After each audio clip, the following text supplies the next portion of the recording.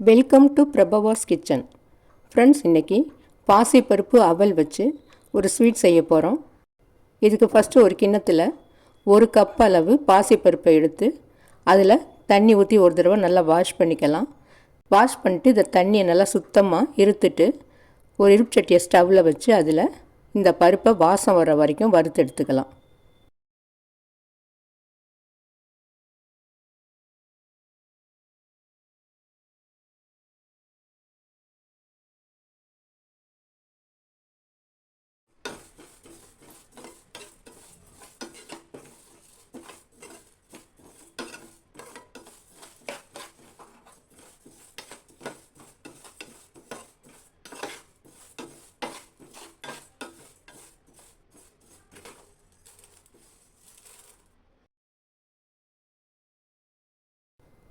இப்போ பாசிப்பருப்பு நல்லா வாசம் வர வரைக்கும் வறுபட்டுடுச்சு.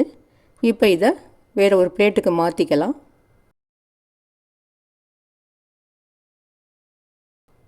அடுத்து இப்போது 1 கப்பு அவலை ஒரு 2 நிமிஷத்துக்கு மீடியம் ஃப்ளேமில் வறுத்துக்கலாம்.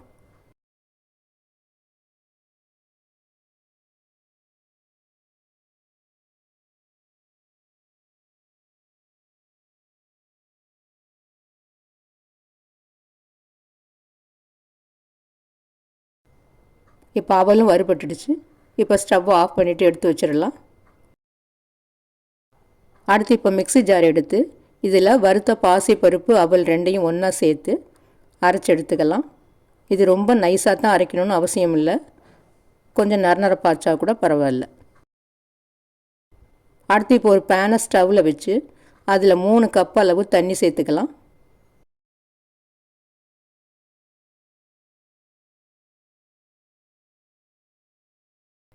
இந்த தண்ணி இப்போ கொதிக்க போகிற டயத்தில் அரைச்ச பொடியை சேர்த்து நல்லா கட்டி இல்லாமல் கிளறி விட்டுக்கலாம்.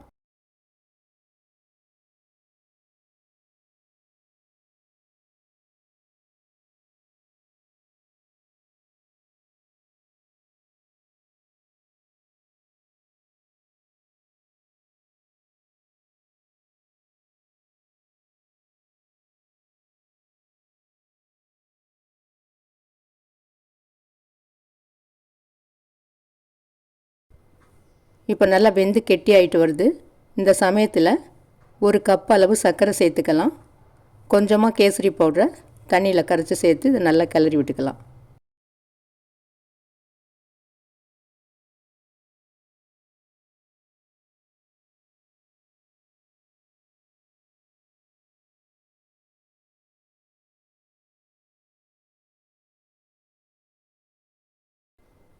மீடியம் ஃப்ளேம்லேயே கொஞ்சம் விடாமல் கிளறி விட்டுக்கலாம்.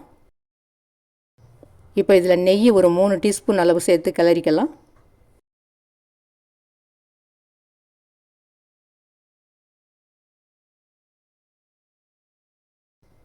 இப்போ இன்னும் ஒரு 3 டீஸ்பூன் நெய்யை சேர்த்து விடாமல் மீடியம் ஃப்ளேமில் வச்சே கிளறிக்கலாம்.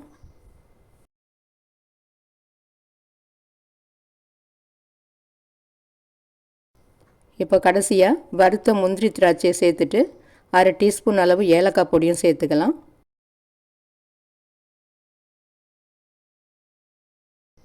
மீதம் ஒரு 3 டீஸ்பூன் அளவு நெய்யும் சேர்த்து நல்லா கிளறி விட்டுட்டு ஸ்டவ்வை ஆஃப் பண்ணிக்கலாம்.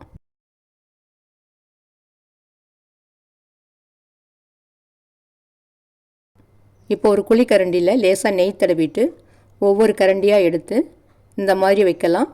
இதை சர்வ் பண்ணுறப்ப பார்க்க அழகாக இருக்கும். இப்போ ரொம்ப டேஸ்டியான பாசிப்பருப்பு அவல் ஸ்வீட்டு ரெடி ஆகிடுச்சு. இந்த டிஷ்ஷு பிடிச்சிருந்ததுன்னா லைக் பண்ணுங்கள், ஷேர் பண்ணுங்கள், மறக்காமல் சப்ஸ்கிரைப் பண்ணுங்கள். நன்றி.